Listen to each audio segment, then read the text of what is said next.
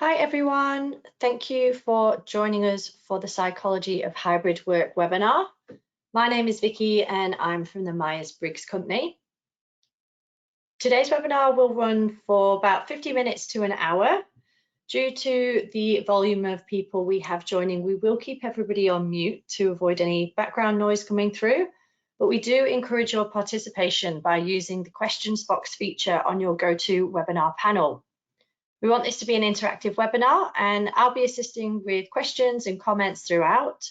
If we don't manage to get to your question and answer all of them during the webinar, we'll be sure to follow up with you afterwards. Please note this webinar is being recorded and we will also be sending out an email with a link to the recording and slides along with some resources in the next few days. So first, a little bit about the Myers-Briggs company. We are a mission-driven organisation with a 65-year history. As you can see on the slide, our mission is to inspire everyone to lead more successful and fulfilling lives. We deliver on this through our talent identification and development consultancy services, and also by offering certification in trusted psychometric assessments for those practitioners who want to bring the capability in-house. You can also see on this slide that we are a certified B Corporation, or otherwise known as B Corp. This means that we have gone through an official certification process to be recognised as a socially responsible organisation. There are around 5,000 organisations globally, large and small, that have done this. We think it's a good thing and encourage you to learn more about it. So our presenter today is Dr. Martin Bolt. He is the Senior Director of Professional Services and a psychologist at the Myers-Briggs company. Martin has 2 decades of experience helping leaders enhance and adapt their leadership for today's changing workplace. He is engaged by businesses in Australia and internationally to support executive and middle manager leadership development. He was recently a guest on the ABC's Radio National This Working Life, as well as the Myers-Briggs Company podcast, where he shares psychological insights for leaders and businesses. Today, he's sharing the latest research about the psychological aspects of hybrid work and tips for employees and leaders. Just a reminder that everyone who has registered for this webinar will receive an email in the coming days with notes, a recording, and free resources. And with that, I will turn over to you, Martin. Thank you, Vicky, and welcome everyone. Thank you for joining. And as Vicky mentioned, we do want to make this interactive session today. In fact, we're taking a slightly different approach to what we've done with some of our previous webinars. So please be ready to participate, because that's where we get a good understanding of your experiences, but also maybe what are shared experiences and where some of the experiences might be different, particularly on the topic of hybrid work today. So really just to point out what we'll look at in our time together. What we did want to cover is what are some of the psychological outcomes or effects of those of us working in hybrid work environments. I think there's been lots commented on it, but we wanted to share what are some of the latest findings coming through. Also, what employees and leaders need to consider to work successfully in a hybrid way. It's becoming more and more a mainstay of how people get work done and how we work together. And also to share with you some up-to-date tips or strategies, particularly for leaders who might be working with or leading hybrid workforces. And when we say up-to-date, I think there's been lots of good ideas put out there, but not necessarily all of them have worked or stuck. And that's largely because we've been in a period of a bit of uncertainty and experimentation. So we wanted to try and gather together the things that seem to be most relevant based on some of our research and experience. Now, we did want to jump straight into getting your participation and involvement on this. So we're going to run a series of live polls, and Vicky's going to open our first poll for us where we're keen to get your thoughts. So just if everyone could share their response to this question, with respect to the majority of people in your workplace, how are they currently working? So is it 100% on-site, which means attending an actual workplace all the time? Would it be 100% remote, where people don't actually have to attend a workplace and they can work remotely? Or would it be the hybrid model? and hybrid meaning 2 to 3 days a week working on site at a location, particularly with work colleagues, and the remaining days of the week working remotely. So when we've got some answers in our poll, Vicky, it'd be great to hear what's coming through in terms of what people are sharing. Great. Everybody very quick on the voting. So we've definitely got a resounding winner with 81% hybrid. We've got 10% 100% remote work, so not attending a workplace, and 10% 100% on-site attending a workplace. Great, excellent. Well, first of all, thanks for everyone jumping in so quickly on that. And we actually did ask this same question to our audiences or groups of people ahead of our webinar today. So here's what we found in our particular results. And I'm just checking, we've got the poll moving on there, Vicky, for our screen. The slide does look to have stayed on the poll, unfortunately. Okay, let me just see if we can get our screen going so we can share our poll. There we go. Yeah, so there we go. This is what we found when we asked the same question of groups of people as they were responding ahead of our webinar. So you can see that the majority in our survey as well, over 73% were indicating that people they were working with were working in a hybrid format. Also 13%, which again was on the same sort of trend as what we were seeing in our responses today, were 100% working on site, and 100% working remote. For our previous survey was about 13%. So there's a clear pattern there in particularly our audience on our webinar today. No surprise with the topic, but we were asked this more broadly, and this is what we were seeing from our research as well. So thinking about what have we seen to this point in time in terms of working in a hybrid format, and what we did want to tap into is some other research that's being done by other reputable organisations. So the Australian Human Resources Institute, ARI, have been doing some surveying around this, and what they actually found was 58% of employees in 2022 were working from home at least 1 day per week after the pandemic. So that 58% is considerably more people than what was occurring before we hit the COVID pandemic. 47% of HR professionals were reporting that their hybrid workers were viewed as more productive than people who were not working in a hybrid way. So there's an interesting message there around productivity.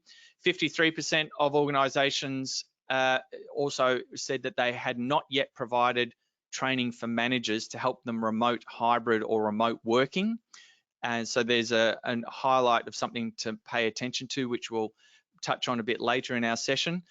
And also what stood out here is 40% of workers through those surveys reported that not only were they feeling that work was an increased struggle prior to 2022 compared to 2021, but also that they felt their well-being had deteriorated or decreased.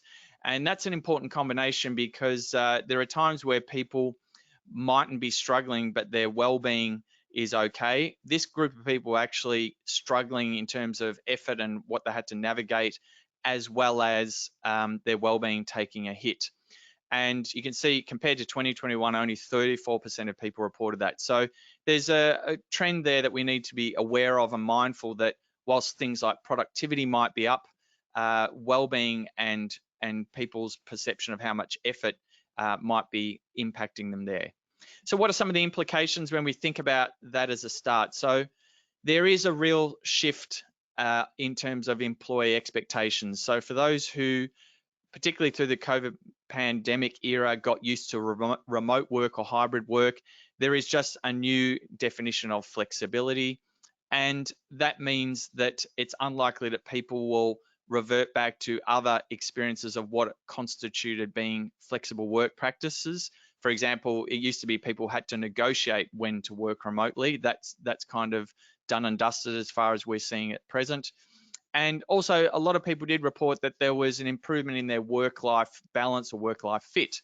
So it's understandable that people don't want to start working in a way, for example, working mainly on site, if that's going to impede their work-life balance. Things like commuting time has diminished or dropped away for many people, and that seems to be fitting in with a lot of their lives.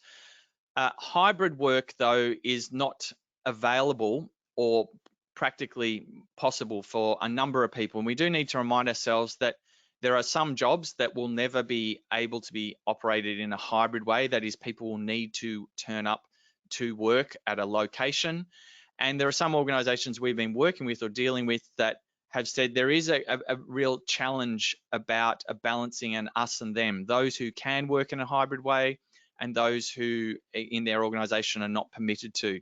And so HR managers and in fact a lot of organizational leaders are now having to deal with some dynamics about a split in cultural expectations that might be occurring within their one group of workers. Many managers are finding that they can't rely on their traditional way of how they might have led or engaged their staff. So pre-pandemic, a lot of managers relied on being in the same location, interacting with people informally and on the spot. And now leaders are having to find other ways to connect and engage with their staff. And more workers in 2022 are really highlighting that their well-being has had a real knock, and that's occurring at the same time that there are increased work challenges. So here are some things, I guess, in organizations, but also employees and leaders need to be more mindful of as we work in this current era. Now, we've got another opportunity for everyone to share their thoughts or participate in a poll today. So the next question that we're inviting you to report on is in terms of feelings of trust with your co-workers and comparing that to where your levels of trust were with your co-workers before COVID-19, just indicate what you're experiencing so far. So do people have more trust with co-workers since COVID-19, less trust, no change, or are you maybe unsure on that one?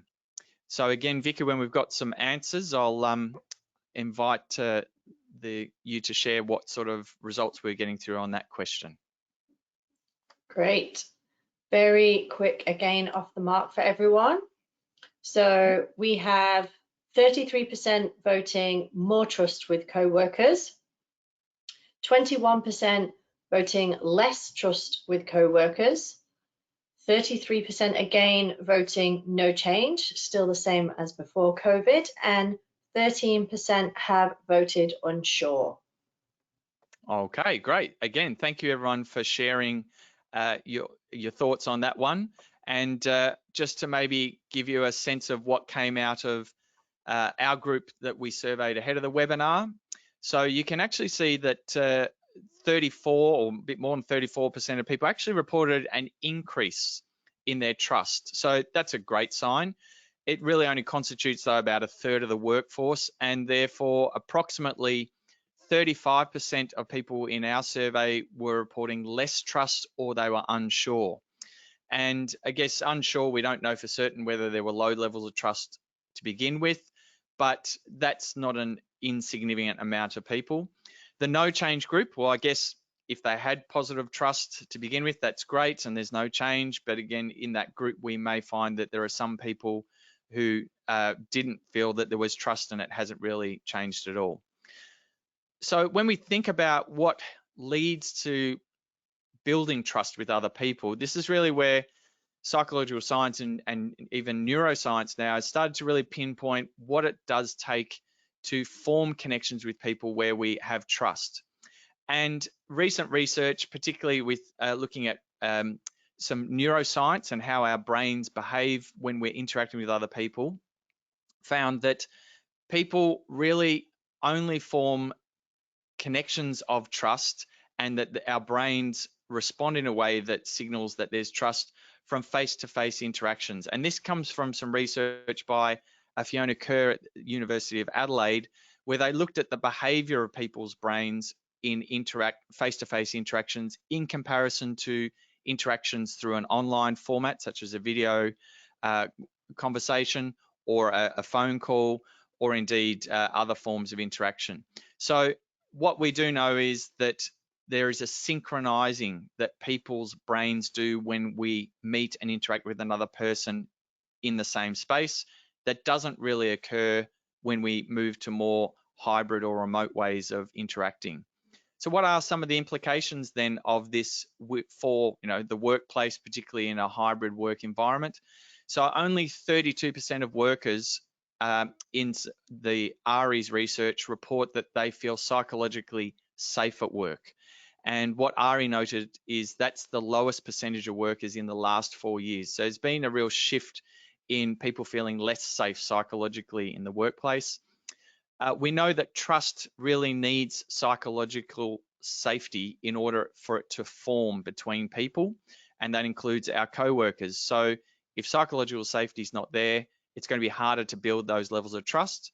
Leaders are one of the major factors in the workplace as to whether people feel there is trust and psychological safety, or whether that sense of trust and safety is diminished.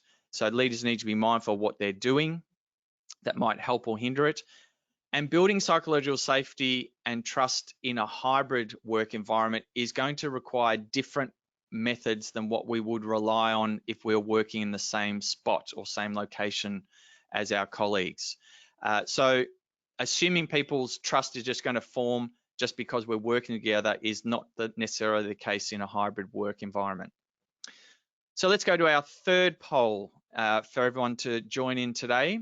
And here we're going to ask you to think about how you would respond to the question about the work relationships compared to what it was like with your work relationships pre the pandemic, and how you feel about your work relationships, or how people feel about their work relationships in 2022. So have work relationships improved? Have they deteriorated? Is there no change, or are you maybe unsure? So again, Vicky, let us know what people's thinking is on that question today. Okay, I'll just let a couple more votes come in. Okay, here are the results. So we've got 24% voting their work relationships have improved. We've got 30% voting that their work relationships have deteriorated. 33%, which is the highest of them all, have reported no change, and 13% unsure. Excellent, great. So again, thank you everyone for sharing your thoughts there, and I guess maybe some curiosity about what did we find in our survey. And what struck me there is very similar percentages or similar trend to what you shared today. So you can see already that in our survey, a bit over 20% reported that relationships had improved, but what's starting to stand out here is more than a third were indicating a deterioration in their worker relationships, 30% no change, and 18% unsure. Now, if we put together what was coming through in your responses and also our survey research there, and the percentage of people who are seeing a deterioration, we're really potentially looking at about a third of the workforce who are involved in hybrid work who might actually be experiencing poorer relationships with their colleagues, and that has a whole range of effects that flow on. Also worth keeping in mind in today and in our research, we had 18% unsure, and again nearly a third, and it even sounded like a bit more than a third for our survey today, in no change. So when we think about what contributes to safe, constructive relationships with colleagues, again, it comes back to how we are built as people to build trust with other people. And again, coming back to the research that was coming through about trust and neural synchronization, this is where our brains are actually built to meet with people in person or face-to-face, and we're constantly using our brains as a bit like a radar of who do I feel connected to, what is there any disconnection or mistrust forming, and that involves us actually paying attention to other people's thinking, how they're feeling, even what they're imagining. Now, that's a lot easier to do in person. That's what human beings have been built to do since we've been on the planet. But it starts to have a barrier of that if we just assume that online meetings are going to give us the same experience. We also know that creativity and collaboration occurs more when people feel they have a shared meaning and purpose with what they're working on or what they're living through. And that's where people get to share what they're enjoying or what's delighting them, also what's maybe causing concern or even fear, and where people are sharing aspirations of what they're hoping to achieve or what they're working towards. That leads to a lot stronger bonds between people and also a greater chance that they're going to be collaborating. Now, we again think about roles that people have in the workplace that boost that collaboration and trust. Leaders, teachers, and in friends are the ones that have the biggest influence over how connected we feel in the workplace. So have a think about what it is that the leaders in your organization who do that well, what is it that they're doing to bridge that connection between their hybrid workers? The implications of some of these experiences about how connected or disconnected people feel is that 65% of HR professionals in the RE research reported that staff feel disconnected from their colleagues. That's a really striking number, 65%. And it was identified by RE as the top challenge resulting from remote work. So there are things that need to be done to close that gap, particularly if potentially 65% of people are feeling disconnected from their work colleagues. What we do know is that there are some mixed experiences between how connected people feel versus disconnected. Anecdotally, what we're hearing is people who were part of a team or an organization before the pandemic were able to keep some level of connection and trust and understanding with their colleagues, even going through hybrid work. But those people who might have joined an organization or are new to an organization during the pandemic, their level of connection is not at the same level as those who were there pre-pandemic. Now, it sounds like common sense, but where we might have had avenues with in-person work to rapidly build those connections, it's taking longer or more time to do that. There are also lower levels of trust. What we find is with lower levels of trust and lower connection with our colleagues does directly impact on workers' performance, including their discretionary effort. It also affects how satisfied, committed they are to their organisation and their colleagues, and even the level to which they're open and willing to collaborate. So what needs to be considered here is what things can be done to build those connections, particularly between hybrid workers. So here's our next poll for you to consider. So in terms of your organisation and whether you view it as a good place to work, and comparing your view of your organisation now to before the pandemic, have a think about people in your workplace. Are they more likely to recommend your organisation as a good place to work since the pandemic? Less likely to recommend it? No change? Or are you in fact unsure what people's thoughts are on this? So Vicky, as soon as we've got a chance for people to respond on this one, it'd be great to hear what people are sharing. Okay, so we have a resounding winner with 42% are more likely to recommend their organization as a good place to work. Next up, 30% have reported no change, followed by 15% less likely to recommend, and then 12% unsure. Okay, again, thank you everyone for sharing. And it's, again, somewhat remarkable how similar the findings are that we are getting with our pre-webinar survey. So I'll just get that slide up on screen again for us to consider. And hopefully it's coming through now. So there we go. So I think we got around the 40% today more likely to recommend, and in our pre-webinar survey, it was as high as 53. So that's a good start. It's if we average the two, we're almost about half of people working in a hybrid environment are saying that they're more likely to recommend their place of work. But I was also hearing from what you shared today some similar patterns there, and in fact, it was a slightly higher percentage on less likely to recommend. The no change seemed very similar, and as the case with the unsure. So what are the implications then of whether someone is likely to recommend their place of work as a good place or not? There's decades now of research looking at what are some signs or signals whether people are engaged and committed to their work and their workplace. And that question of recommending your place as a good place to work is one of those reliable signals.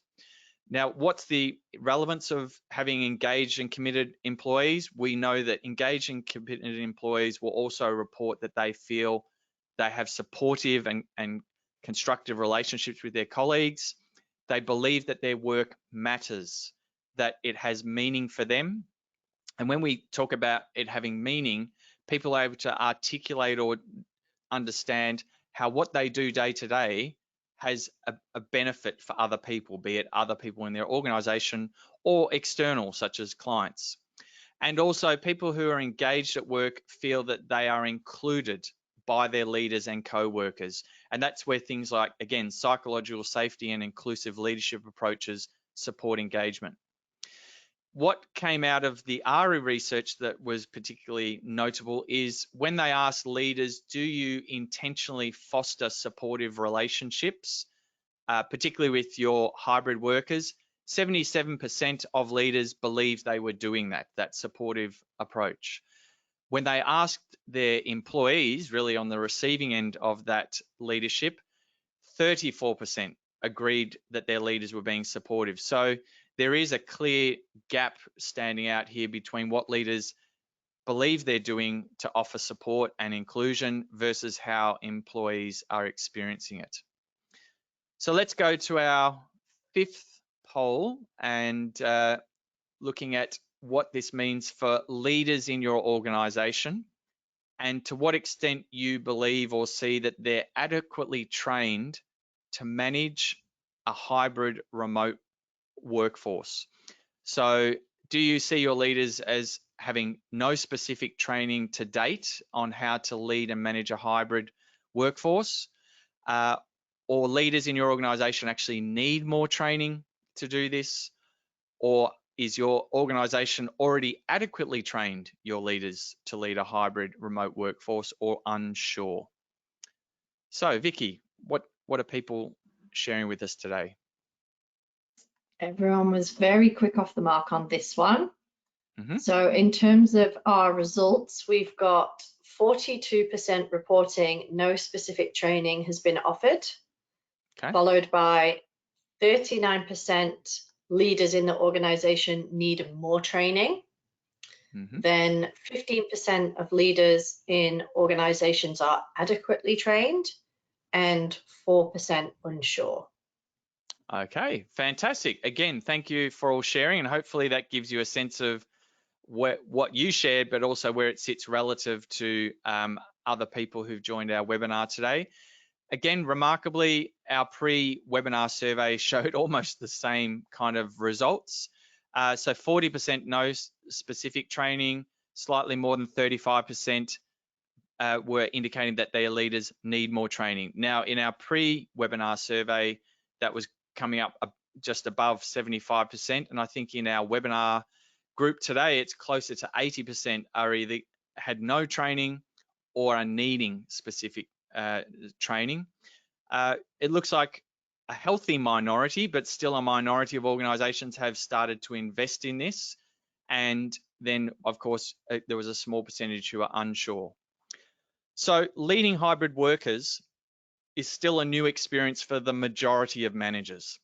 Whilst there might have been a small percentage of managers who had already had experience working with remote teams, leading virtual and hybrid teams, the vast majority of managers in organizations were thrown into that experience during the COVID pandemic and with our periods of time where people were working through lockdowns.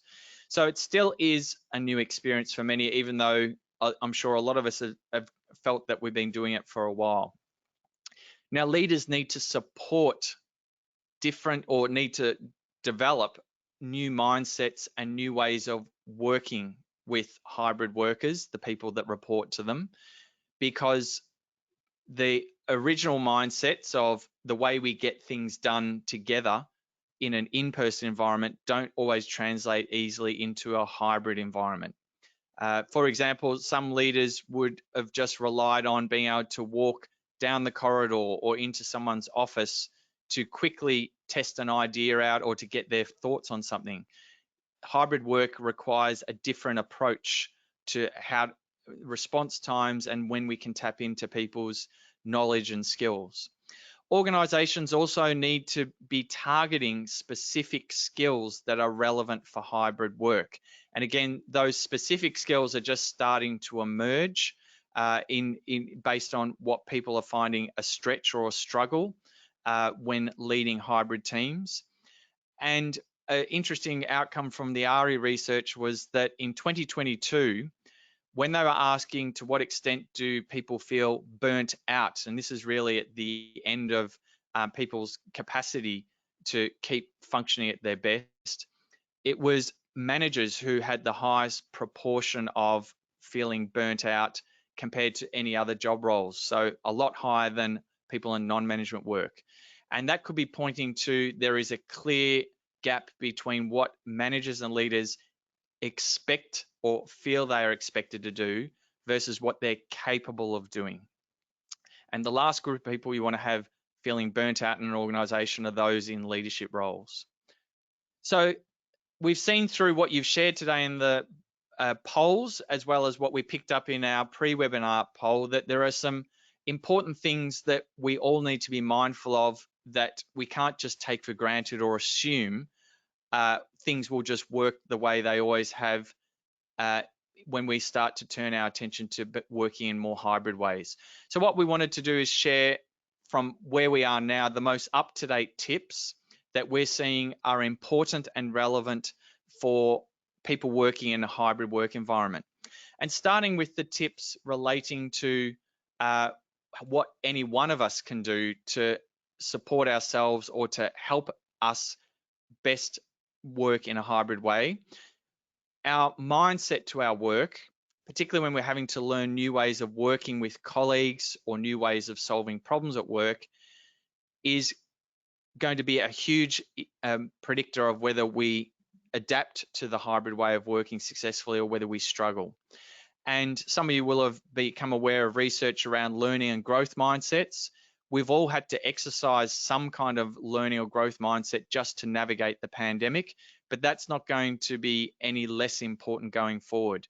And thinking about those times where we're going to have to continue adapting or trying to learn something new, the initial struggle that comes with that, it's reminding ourselves that we may not have learnt it yet, but with more effort and persistence, what we find a struggle now will eventually feel more comfortable going forward.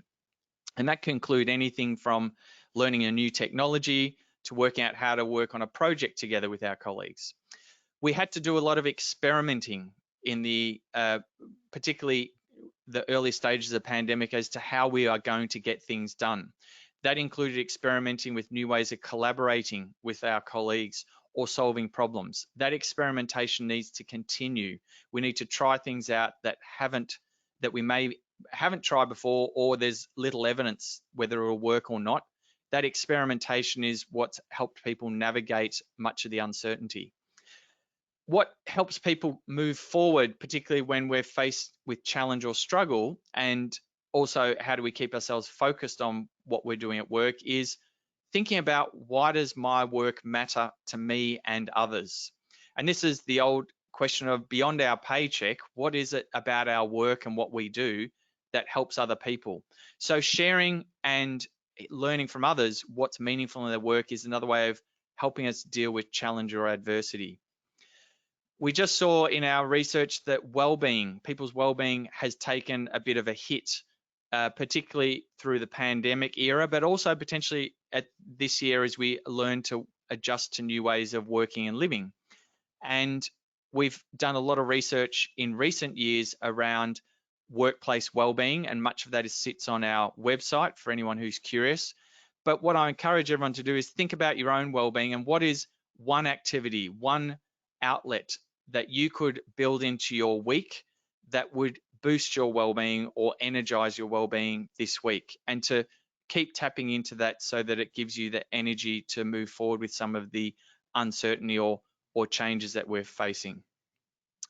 It also helps to be aware of us and our personality and our interpersonal style and how we use that in a strengths-based way to build connection with our colleagues. Now, when we think about personality, there are lots of differences in how people prefer to build connections and the kind of connections that people want to build with colleagues. A useful model of understanding the different needs or preferences people have around their personality and interpersonal style is the Myers-Briggs type indicator model. And this is where, for those of you familiar with it, there are 16 broad personality types. All of them, as far as we can tell, have a capacity to work in a hybrid way, but each of those types might have different needs. And if we understand our own needs, we can then take steps to get those needs met. So starting with ourselves, think about, are there any tips there that you might be able to pick up for yourself in this coming week? Now, when we think about those in leadership roles, there is a lot more of a responsibility and probably expectation on leaders as to how to be effective in a hybrid way. So here's what we're seeing is important for leaders to date in hybrid leadership. The first thing is the growth mindset and the learning mindset is still important, but it's even more important that leaders have that approach with the people they are leading. Are you a leader that believes your employees or your workers have kind of reached the limit of their learning? And if you have, then it's going to be hard to engage them in adapting and learning to new ways of doing things. Also, are there opportunities that you as a leader are creating, co-creating with your employees that help them build and develop in their careers? That's going to be even more crucial moving forward. A lot of leaders have spent time trying to work out, how do we balance hybrid work? What days should we be in the office? What days should we be working remotely? When really the successful leaders that we're hearing are talking less about what days and what times we need to be together, and getting agreement with their teams around what are the goals and outcomes we're all working towards, and then what's the best way of getting there. That becomes more important than how many hours or days you're seen in the workplace or on online meetings.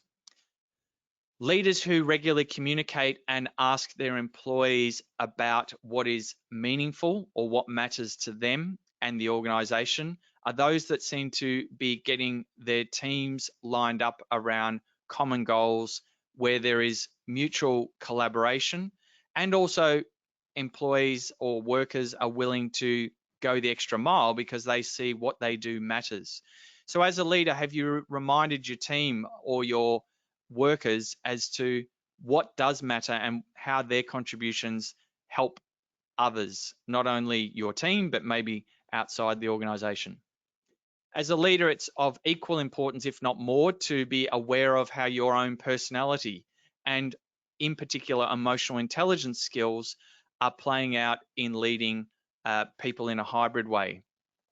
And so if you're a leader who hasn't had a chance to really reflect on your own personality or emotional intelligence skills, again, there are methods through assessments like the MBTI to tap into those personality style strengths, but also with other tools like the EQI, which measure emotional and social skills that have been found to be particularly crucial for leadership roles. Understanding where you as a leader sit on those can help you navigate not only your own personality strengths and emotional needs, but also how to work with others and their emotional needs. And as I mentioned earlier, psychologically safe work environments are now even more important, but harder to create in a virtual way. So think about yourself as a leader. What is it that you're doing to build that psychological safety? And in particular, how do you know if your employees or team feel psychologically safe? The irony is when employees don't feel psychologically safe, they're less likely to speak up about it. So what do we actually mean by psychological safety? This is something that we've pointed out and shared in some earlier webinars this year, but we're reminded of its importance, particularly with the work and research done by Amy Edmondson, who's really pioneered the implications of having a workplace where there isn't psychological safety. Now, by psychological safety, what we're really talking about is people believe it is safe to take interpersonal risks with their colleagues. That includes sharing concerns, mistakes, raising controversial issues to try and get the best outcome, or also revealing where they're struggling with an issue, a problem, or a topic. Now, leaders play a big part in setting the tone as to whether the environment that people are working in is psychologically safe. So here's what we've pinpointed that leaders can demonstrate to their followers that leads to that psychological safety. The leaders who share what's working and what's not working, what they've learned and what mistakes they've made are the ones that are sending a message to their team. It's safe to make mistakes and to learn from it. Also, when leaders are presented with a concern, a problem, or a challenge from their co-workers, the leaders who show curiosity rather than trying to form a judgment or opinion straight up were the ones that created an environment where their followers felt it was safe to raise issues and concerns. Being present with your co-workers is also a clear signal that it's a safe place to be yourself and to share what's on your mind. And when we talk about being present, it's being present with people, not just in person and really tuning into what's going on in the room with them, but if we're in online interactions with them, that we're not distracted by other factors going on, such as pop-up messages or things going on in the background. And leaders who take problems that they're working on with their team and present it as a learning challenge rather than a problem that has to be fixed were also more likely to create those psychologically safe environments. So for leaders in our session today, ask yourself your question, how many of these things might you be demonstrating to your teams? And also, how do your teams actually experience the environment they're in? Is it safe or not? Now, tips for organizations, and this is probably for those of you sitting in roles where you have responsibility for making decisions that affect organizational wide outcomes. What we're seeing is that, and it came through in our research, is many leaders are feeling there's a gap between what's expected of them and what they're able to do, particularly in hybrid workplaces. So this is where organizations will need to invest and be quite deliberate in developing and giving development opportunities to their leaders so that they are better equipped to lead hybrid workforces.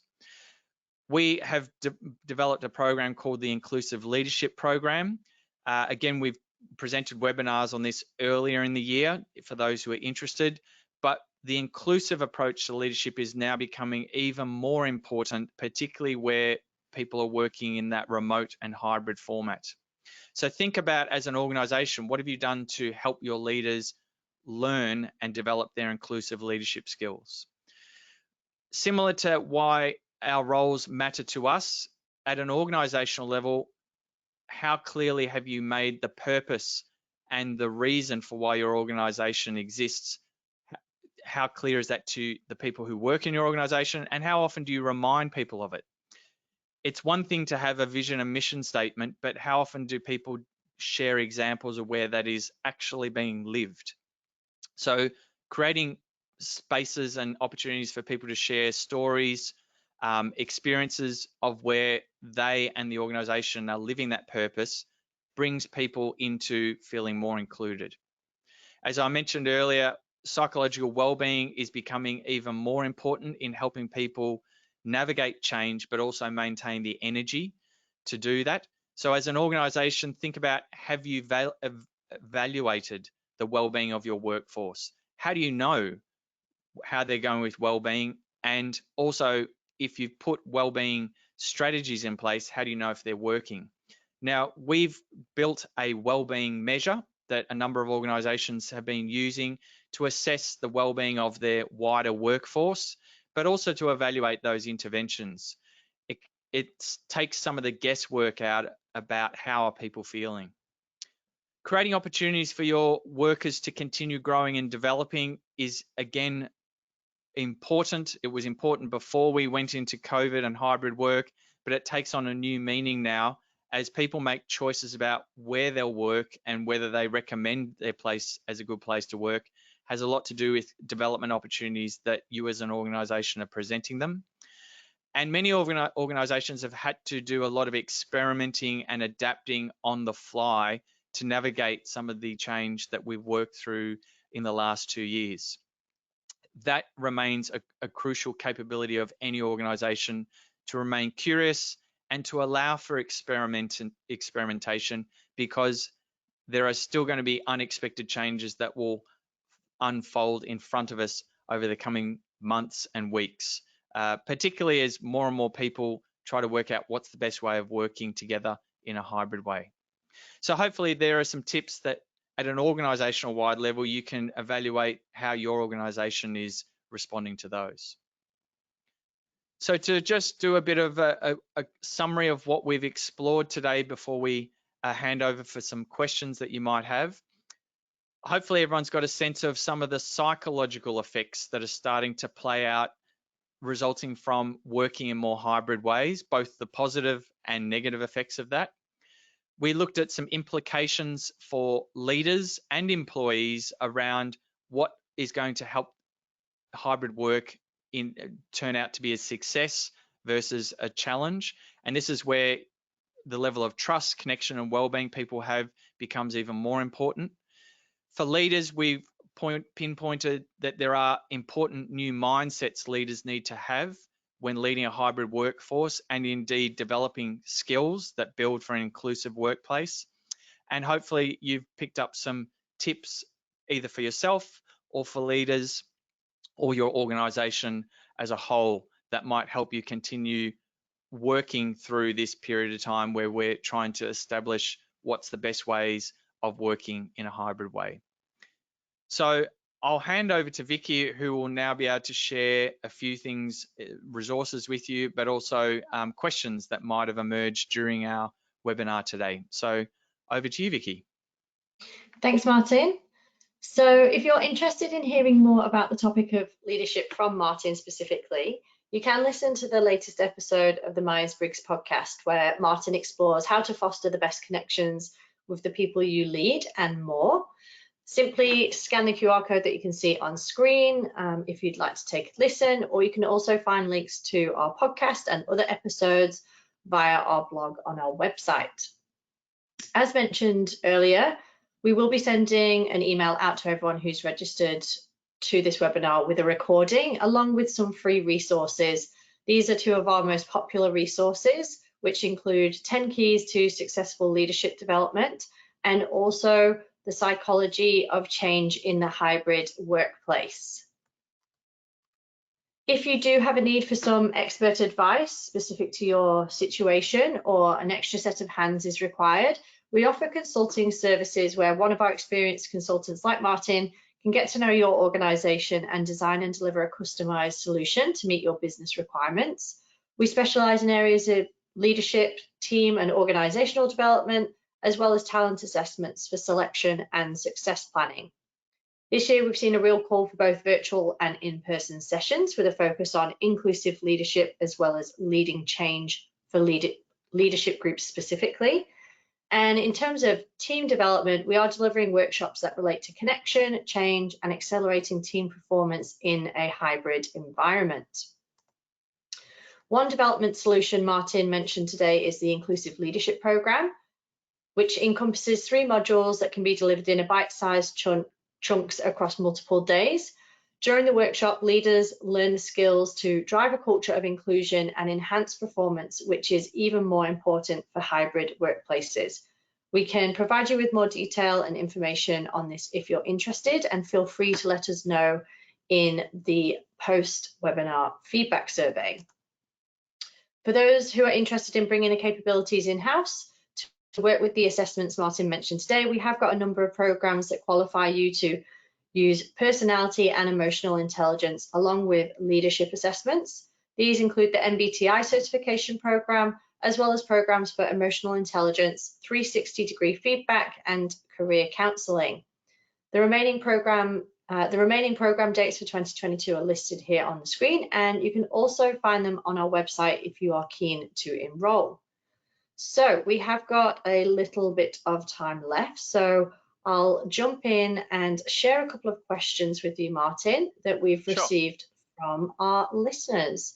So one here is, how can leaders work out if their staff feel psychologically safe, and how do you define psychologically safe? Okay, good questions. So, and I kind of alluded to, staff are really going to be more open in how they're feeling and their experiences of safety if they feel it's a safe environment to begin with.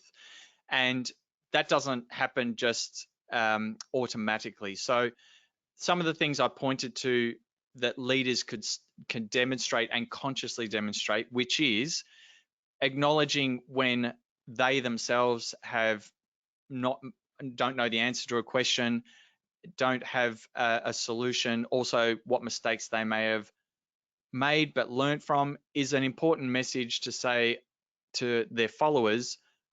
You don't have to be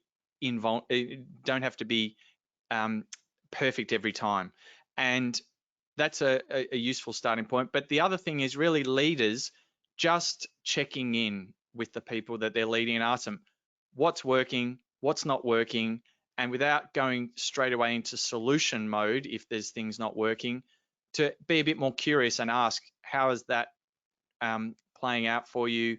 What are the things that can be done, and what's the learning that we can have here? So when we talk about psychological safety, it's people feel safe to speak up and share both things that are working well, but things that are not working well. And I've often seen when I've worked with certain teams and helping them build that psychological safety, in the early stages, some people are a bit cautious or wary to share things that they think other people may not like, agree with. And it's really then with the leader to reinforce, although this, what you've shared might be difficult for you, for us to hear, I'm glad you've done it. So it has to start very much from the leader. If the leader's not open to that, then it's going to be hard for it just to emerge naturally in its own right. So yeah, hopefully that gives a bit more of an explanation to that first question, Vicky. Thanks, Martin. Another one here is, are there some personality types that cope better with hybrid work than others? I'd like to give a clear answer to that now, but this is an ongoing research piece that our business is also looking at, where we've invited people who know their MBTI personality type and have been evaluating their experiences of working remotely, hybrid, and so forth. So the key thing here is all 16 types have had to adapt in some way to hybrid work. And when we think about preferences like extroversion and introversion, there can be a bit of an assumption that those who preferred extroversion don't like or don't cope with working by themselves in a remote way. And it turns out many extroverts have actually found that although it took some getting used to, they've had to adjust and have learnt the benefits of knowing when are the moments they work independently without not a lot of interaction, but also knowing when they need that interaction to be successful. We've also heard from those who prefer introversion in our research that what hybrid work was assumed to offer them was more space and time for deep reflection. But we also found a lot of introverted people found that constant online meetings, which were designed to substitute for not having in person, they found that quite distracting and draining, as well as having people in their remote workspace, which for many of them was their home. That was even more distracting than coming to a place of work. So I think it's watch this space on some of that, but the point is all types I think have had to make some adjustment, and that's come with some stretch, but it's also come with some growth for all personality types as well. Fantastic. Maybe got time for one more. Let's have a look. So, are you aware of any experiments or results around helping people to collaborate successfully when working remote or not having any face-to-face connection? Sorry, Vicky, your audio is just starting to drop. Sorry, I'll repeat that. Are you aware of any experiments or research or yes, please. insights? Are you aware of any insights or experiments around successful collaboration when working remotely with no face-to-face contact? So not off the top of my head of any studies that have actually shown that outcomes or have followed that, other than to say they're happening now. So we've all experienced a massive global experiment of how we as people and as workers have had to adjust to new ways of doing things. So at the moment, all I'd say is if you're hearing research or people reporting this worked or this didn't work in terms of 100% remote interactions, treat it as preliminary is my thinking. But what we do know is there are certain sectors or industry roles, job roles, where the kind of work is conducive to very remote work. And again, I'm thinking of information services roles, the world of IT. A lot of them have found that they can be quite productive and get a lot of projects and design done very successfully in fully remote environments. That's anecdotally speaking. But I've also spoke to many leaders in those kind of organizations, and they are now more deliberately finding times for in-person interaction, even if it's a few times a year, to build that connection that would not otherwise be there in full remote work. So it sounds like those in remote work are still looking for ways to build that in-person connection. And hopefully you could see today why that's important from a psychological and even a neuroscientific reason. Amazing. Thanks so much. So yeah, thank you for a great presentation, Martin. We would love to hear feedback from you all who have tuned in today. This is our final webinar for 2022, but we will be back with new webinars early in 2023. So if you would like to provide any feedback, maybe there's insights about topics, things like that, you can scan the QR code, which is on the screen now, and you'll also receive a link to complete feedback in the follow-up email that we send in the coming days. So as mentioned, yeah, we will be sending out a recording and notes from today's webinar in the next few days. And yeah, just once again, would like to say thank you to everyone for attending, and thanks again, Martin, for a fantastic presentation. Great, thanks Vicky, and thanks for everyone who joined us today, and we look forward to seeing you at our next webinar. Thanks again.